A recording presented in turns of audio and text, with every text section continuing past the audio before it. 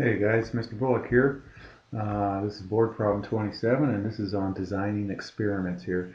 Okay, let's go to the board problem. In sample surveys, bias can be controlled by all of the following except using a probability or chance sampling procedure. That sounds good. Wording questions so that they are not confusing or misleading. That sounds pretty good. Carefully training and supervising interviewers. Yeah. Prompting respondents so that they can give the correct response. No, that's not it right there. So it's that one. Reducing non-response and undercovers. That's also a good one. So it's choice D. Okay. So here we go. Designing experiments. An experiment is when we actually do something to people, animals, or objects in order to observe the response. The experimental unit is who the experiment is done to. If they're people, then they're called subjects, not units. Experiment is called a treatment. The explanatory variable is in an experiment are called the factors. Sometimes different levels are applied to study each factor. And placebos, we're going to deal with placebos for all throughout the rest of this chapter. Placebo, usually a pill, looks, tastes, and or smells like the real deal, and to help prevent bias. So does taking aspirin regularly help protect against heart attacks? Okay, this is example 5.9 on page 290. So physicians' health study look at the effects of two drugs, aspirin and beta-carotene. The body converts beta-carotene into vitamin A, which may help prevent some forms of cancer. The subjects, because they're people, were 21,996 male physicians. That's a big number. There were two factors, each having two levels. Aspirin, so yes or no, either they did or they didn't, and beta-carotene, yes or no. Combinations of the level of these factor forms. The four treatments shown in the next figure, 1/4 of the subjects were assigned to each of these treatments. Okay, let me explain this. Okay, so here we have, right here, 1/4 either they both got an aspirin and the beta-carotene. 1/4 of the people got an aspirin and a placebo that looked like the beta-carotene. 1/4 of the people got a placebo that looked like the aspirin but got the beta-carotene, and then 1/4 got a placebo that looked both. They got two placebos that looked like both of them. Okay, that's what that chart means right there. So on the odd number of days, the subjects took a white tablet that contained either the aspirin or the placebo, a dummy pill that looked and tasted like aspirin but had no active ingredient.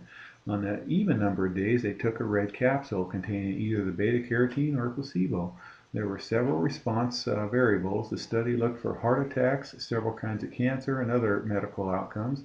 After several years, 239 of the placebo group, but only 139 of the aspirin group had suffered a heart attack. This difference is large enough to give good evidence to take aspirin, that taking aspirin does reduce heart attacks. It did not appear, however, that beta-carotene had any effect. We'll learn later when we start doing z-test and t-test how to calculate if it's significant enough to say good things like that. Anyway, so it did. It did reduce heart attacks. Okay, section C, does studying a foreign language in high school increase verbal ability in English? And so this is example 510 on page 291. Julie obtained lists of seniors in her high school class who did and did not study a foreign language. These are all the seniors. Then she compares their scores on standard English tests of English reading and grammar given to all the seniors. The average score of the students who studied a foreign language was much higher than the average score of those who did not. Well, that seems appropriate. But this observational study gives no evidence that studying another language builds skills in English. Students decide for themselves whether or not to elect a foreign language, to take a foreign language. Those who chose to study a language are mostly students who are already better at English than most students who avoid foreign languages.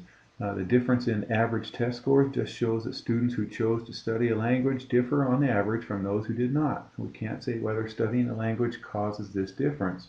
You know, in general, more kids that take more foreign language are the kids that are going to college, so they probably are a little more motivated and they would just score higher. Just because they take those languages doesn't mean that they're gonna score higher though.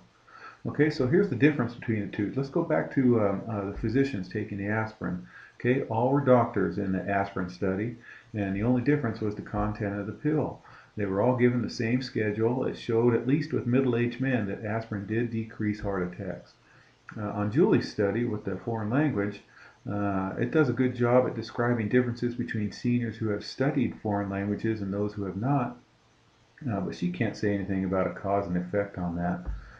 Okay, so here's section E. The controlled environment of the lab experiments help protect from lurking variables. So this is what you get in the controlled environment. And here's your units. So they're either people or subjects or something. Okay, so your units gets their treatments and they get their observed response. So controlled environments are good things, but they tend to be a little biased. So when experiments are done in the field, or with living subjects, it becomes harder to distinguish if a response was due to the treatment or if it was due to lurking variables. All right, so here's treating ulcers. This is example 511 on page 292, and I've never heard of this till I've read this. Gastric freezing is a clever treatment for ulcers in the upper intestines. The patient swallows a deflated balloon with tubes attached, and then a refrigerated liquid is pumped through the balloon for an hour. The idea is that cooling the stomach will reduce its production of acid and so relieve ulcers. An experiment reported in the Journal of American Medical Association showed that gastric freezing did reduce acid production and relieved ulcer pain. The treatment was safe and easy and widely used for several years. The design of the experiment was, here's your subjects, because they're people. They had the gastric freezing and they observed pain relief. But see, the gastric freezing, and it sounds good, you guys, but here, this is the paragraph. The gastric freezing experiment was poorly designed. The patient's response may have been due to the placebo effect. Placebo was a dummy treatment, and many patients respond favorably to any treatment, even a placebo. This may be due to the trust in the doctor and expectations of the cure, or simply the fact that the medical conditions often improve without treatment. The response to a dummy treatment is the placebo effect.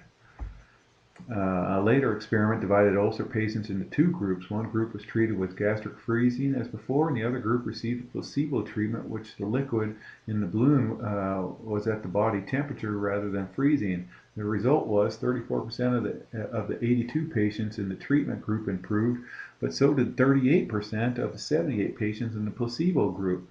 This and other properly designed experiments show that gastric freezing was no better than placebo, and so then it was abandoned after that. All right, that's the end, and I'll see you back in class.